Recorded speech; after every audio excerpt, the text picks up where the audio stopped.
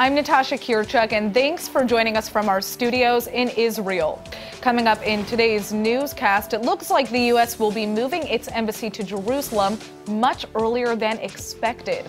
Over 20,000 Israelis protest the deportations of African asylum seekers. And we hope you're ready for the Oscars because the Israeli star Gal Gadot is going to be taking the stage. Stay tuned for the latest news in Israel.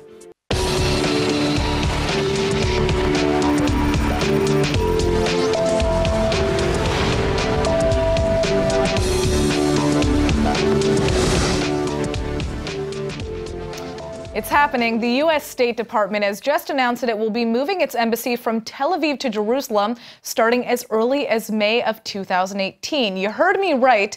The deadline has been moved up to May 14th, just in time to coincide with the 70th anniversary of Israel declaring independence. At first, the embassy will operate out of the United States' current consular premises in southern Jerusalem, a compound that currently houses the operations of the city's U.S. Consulate General. In the beginning, the site will host the ambassador and a small team, and the consular employees based in Jerusalem will be considered employees of the embassy. A ribbon-cutting ceremony is set to be held in mid-May in honor of the move, and according to Israeli media, it may even be held on May 14th, Israel's Independence Day. The Israeli Prime Minister is celebrating the entire affair, which marks a significant acceleration in the White House's plans. This is a great moment for the state of Israel. President Trump's decision to move the American embassy to Jerusalem will make our Independence Day celebrations even happier. Thank you, President Trump. U.S. Vice President Mike Pence had previously said the embassy would open by the end of 2019, a promise made by the U.S. president on December 6 when he also officially recognized Jerusalem as Israel's capital. The date of the move is mainly seen as symbolic because the logistics of a permanent relocation will frankly take much longer. In fact, most of the embassy staff will continue to work from Tel Aviv during the early stages of the move. The expansion may see the United States taking over a property adjacent to the facility it currently has in Jerusalem. But one thing's for sure, the White House is planning to build a totally new embassy in the city. Republican Jewish megadonor Sheldon Adelson has offered to cover the costs of at least part of the embassy, but the Trump administration is still considering the legality of accepting private donations. Well, Israel may be excited that the United States is planning to move its embassy to Jerusalem on Israeli Independence Day, but the move is a painful one for the Palestinians who are expressing anger over the entire affair. American administration to choose the date of the Palestinian catastrophe, the Nakba, to move the embassy and to take this move in this expeditious fashion reflects total insensitivities to what goes on in this region, which reiterates, which reaffirms our position that the U.S. can no longer be part of the peace process. نقل بهذا الوقت يعني اللي هو زي ما هو بالتعبير يوم النكبة إنه يعني ما فيش أي قيمة لأصحاب النكبة، ما فيش أي قيمة برضه كمان للعرب بشكل عام في هذا اليوم، إنه أنتوا استفزاز فكل إشي مثلا بغيظكوا بدنا نعمله. The Palestinians were outraged when U.S. President Donald Trump decided to officially recognize Jerusalem as the capital of Israel back in December of 2017. And the news that the U.S. embassy would also be moved from Tel Aviv to Jerusalem even had security officials in Israel worried about an uprising of violence. The Palestinians view East Jerusalem as the capital of their future potential state and believe Trump's announcement undermines that possibility. احنا نقول فيها عاصمة فلسطين الأبدية صحيح يعني.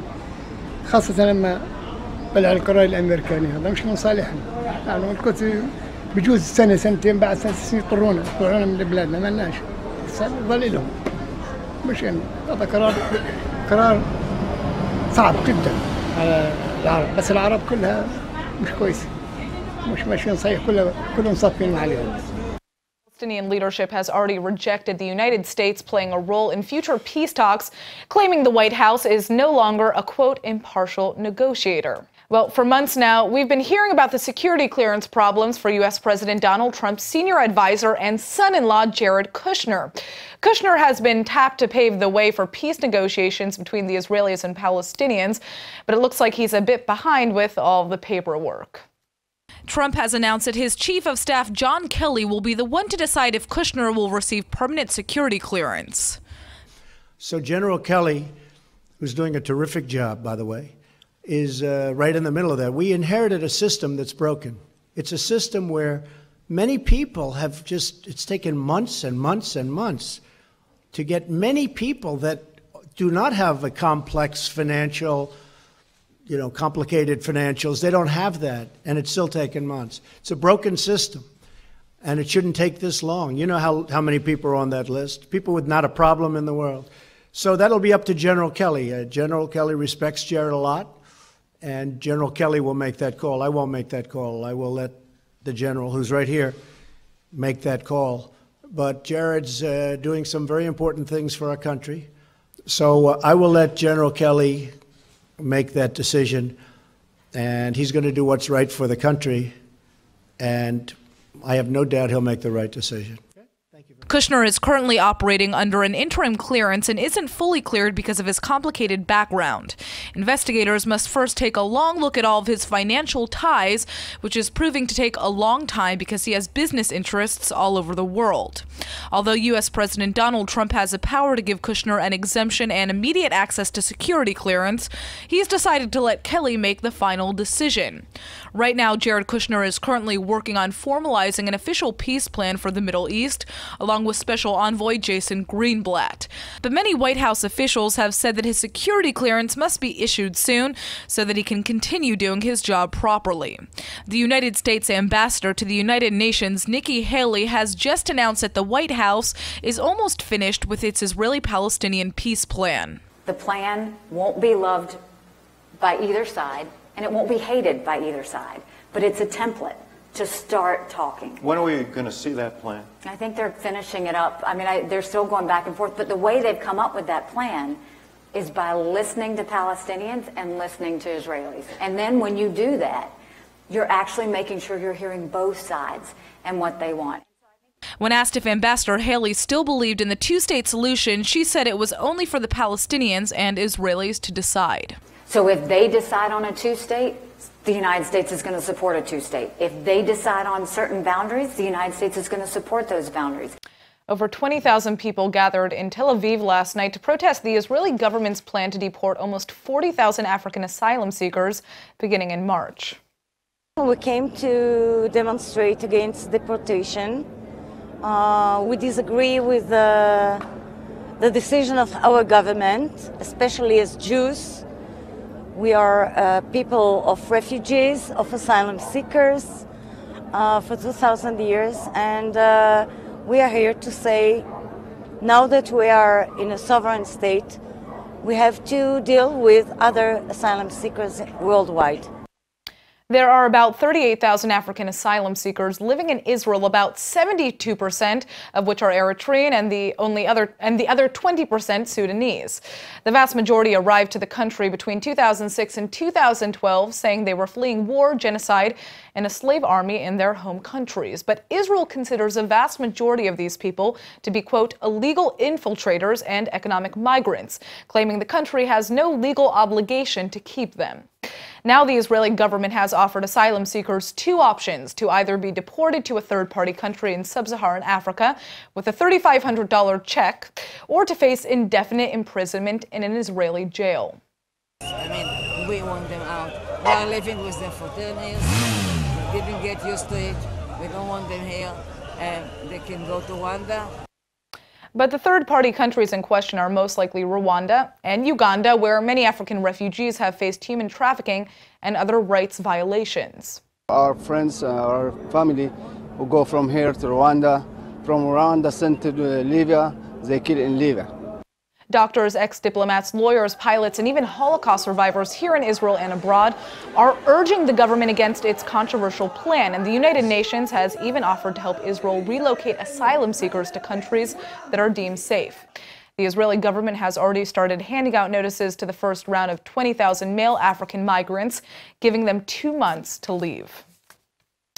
All right, well, joining us now to give two different perspectives on the Israeli government's plan to deport African asylum seekers is Akiva Bigman, an investigative journalist at Israel Hayom, and Uri Zaki, the president of the Meretz Governing Assembly. Thank you both for coming in. Thank you. So, we're seeing more and more Israelis protesting the government's plan to deport African asylum seekers, and if it happens, it will be a huge public relations nightmare for Israel, clearly. Is Israel really going to go through with this plan? Well, there's two things we need to know. First of all, there's been 1,400 illegal immigrants who left Israel willingly in the past almost 4 or 5 years, and the conditions basically similar to this plan. So it's not something we haven't seen it. We've seen it in the past, and I think this policy can go through. This is one thing. Second thing, we need to know that most of these people are not asylum seekers. The asylum seekers are a small portion of this population. Most of their requests that have been checked have been rejected, and the vast majority of these people are actually illegal immigrants, economic immigrants. Well, but there are people who disagree with that, who say that these are asylum seekers, right? How do we? I'll tell you how we.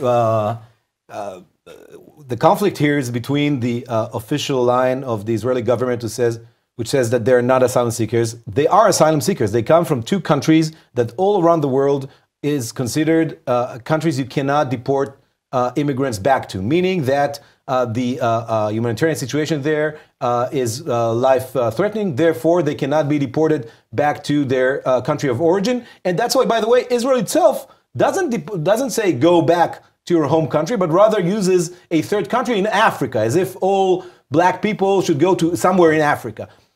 Look, they are asylum seekers. The Israeli court last week said that Israel should examine requests that it hasn't examined yet.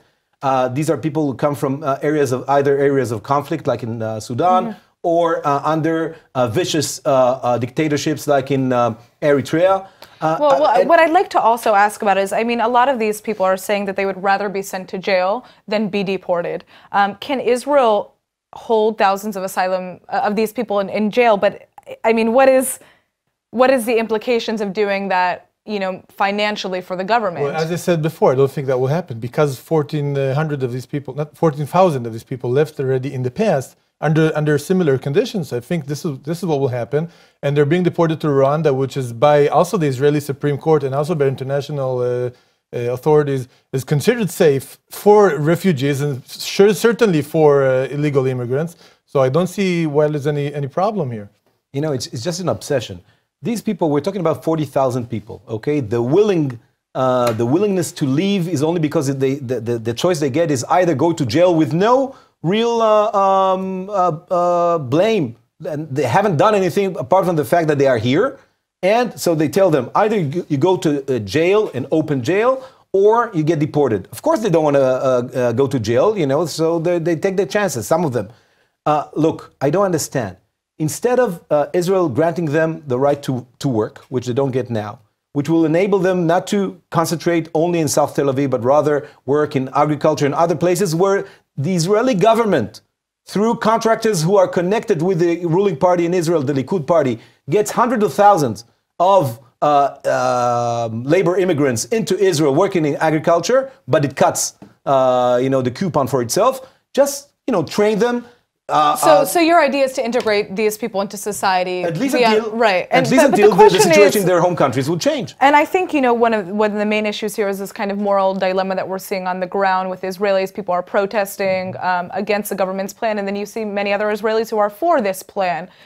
Does Israel have an obligation to these people as a nation of refugees? Well, the obligation of the Israeli government is for the Israeli citizens first and foremost. And we're witnessing a wave of mass immigration from Africa and other places to the West, mostly to Europe. And Israel is part of this. And haven't Israel built the wall and the Sinai border, and haven't Israel enforced these new laws dealing with illegal immigrations, we would have had not 40,000, we have had way larger numbers.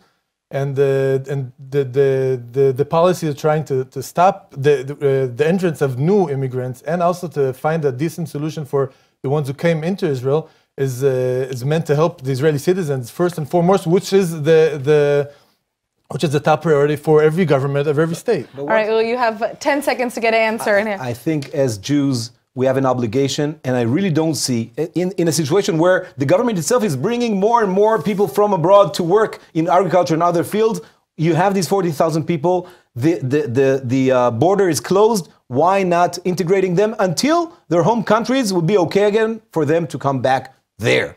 All right. Well, we're just going to have to obviously wait and see what happens. Thank you both for joining us. Thank you. Thank you.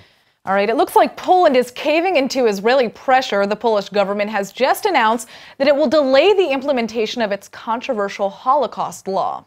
The outrageous legislation would not only make it illegal to say that Poland was complicit in the Holocaust, but would also fine or imprison people who referred to Nazi death camps in Poland, like Auschwitz, as Polish death camps. When the law was passed earlier this month, Israel immediately fought back, accusing the Polish government of rewriting history and even denying the reality of the Holocaust. Now, a Polish delegation is expected to arrive in Israel over the next week to try and reach an agreement with Israel over the future of the legislation. The entire affair has created a deep rift in Polish-Israeli relations, and Poland claims that because of the Israeli pressure, the law will not be implemented before Poland's constitutional tribunal reviews the issue. Now get this, in a very interesting turn of events, Qatar is claiming to help Israel avoid another war in the Gaza Strip by funneling relief money to impoverished Palestinians in the coastal enclave. The work which we are doing, it's keeping peace for the both nation, okay, both people. Qatar has been under an embargo by its U.S. allied Gulf Arab neighbors since last year for allegedly supporting militant groups like Hamas and backing the agenda of Iran. Qatar denies these allegations and has pushed back with outreach to the United States and its pro-Israel Jewish community. In fact, in response to Israeli and American requests, Qatar has stopped hosting Saleh al-Aruri, the deputy leader of Hamas. Now, with Washington's blessing, Qatar is funneling aid money into the Gaza Strip for impoverished Palestinians affected by the humanitarian crisis in the enclave. Israel is seriously concerned with the deepening poverty in the Gaza Strip, but both the Jewish state and Egypt keep the enclave under a strict embargo in order to prevent Hamas from smuggling weapons. Well, Qatar claims that providing aid to the Gazan people will help maintain peace for both sides. There have been reports of warming ties between Qatar and Israel, with the Qatari ambassador Mohammed Al-Emadi claiming he's visited Israel 20 times since 2014. Israeli officials have refused to comment on his alleged visits. We all like to imagine that art isn't political, but here in Israel, a nation that's been divided by conflict ever since its very establishment, almost everything finds a way to be political. Joining us now to talk about a new exhibition focusing on this very issue is Shuki Cook, the founder and owner of the studio, Shuki Cook. Thanks for joining us. Thank you. All right, so I'd like to hear about this new exhibition that you have open at your studio. Tell us a little bit about it. Okay, the exhibition, first of all, comes out of love, and that should be understood in the state, because once you criticize something, especially the political situation, you belong to the other side, which doesn't happen here. I mean, all the left comes from the center of our hearts as well. And what we're trying to explain in this situation is that once Israel deals now with corruption, with things that shouldn't be, it's in a way it's covering the eyes, because Israel should deal with the real political situation in the region. Which is the conflict itself. Okay, the conflict itself, yes. So I'm seeing images here of, is that Donald, who is that? This is Miri Regev there, and this is the artist himself, Dubi Arel, making his own self-portrait in front of the bomb.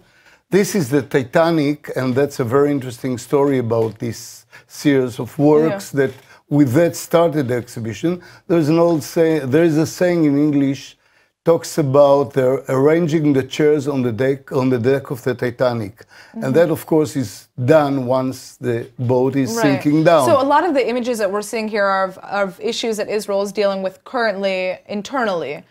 Yes. Okay, yes. so I see there's a lot going on here. Okay, very cool. So this exhibition, when did it open, and when can we go and see it? It opened last Thursday. It's going to last for the coming month and a half. Okay. And so this is kind of a way for people to get insight as to what is taking place right now here in Israel.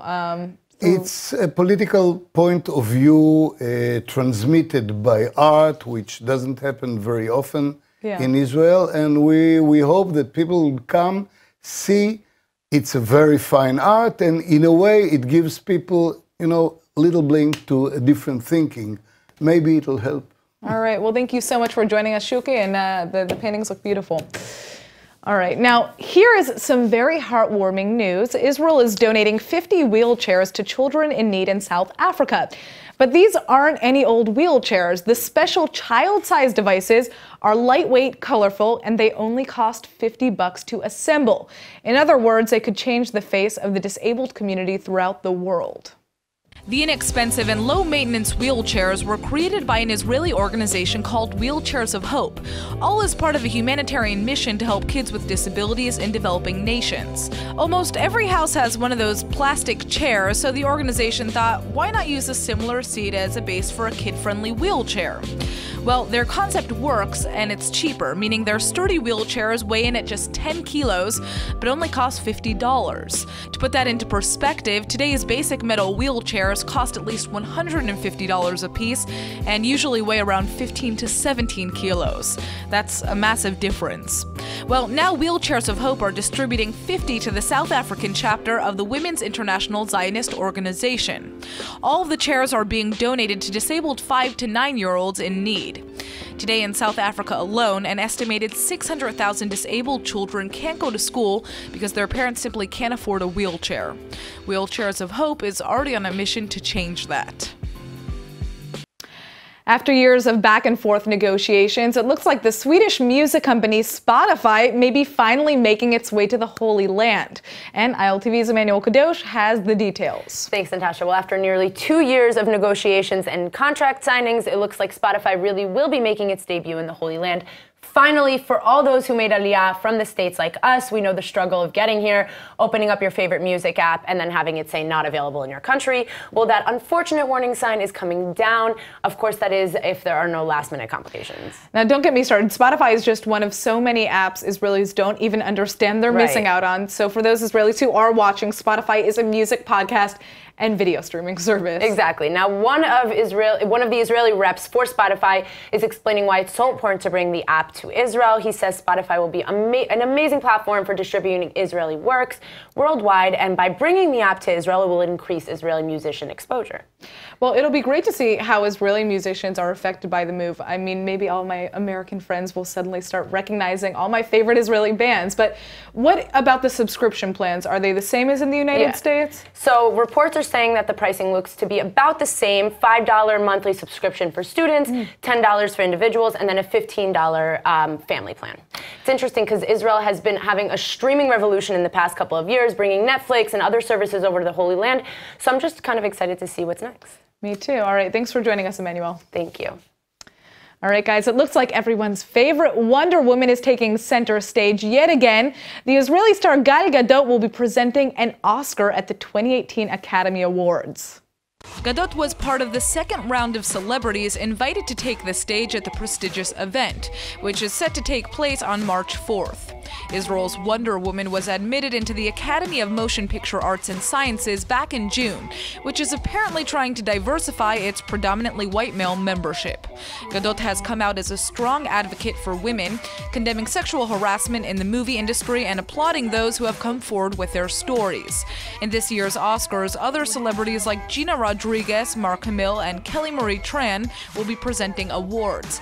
And just like last year, talk show host Jimmy Kimmel will be hosting the event.